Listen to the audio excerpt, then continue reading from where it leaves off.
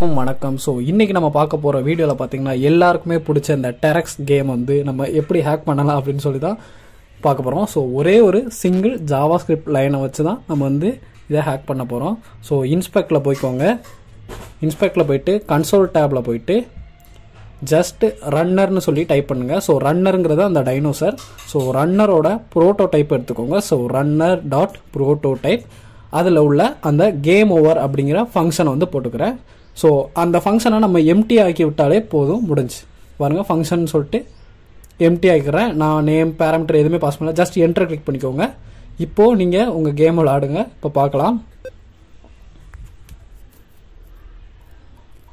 பார்த்தீங்களா, முடிஞ்சு. அவ்வளோதான். அந்த டைனோசரை தூக்கி நம்ம முன்னாடி தூக்கி வச்சுருக்கோம். ஐ மீன் அந்த பின்னாடி அந்த கள்ளிச்செடி அந்த பறவையெல்லாம் இருக்குது பார்த்தீங்களா.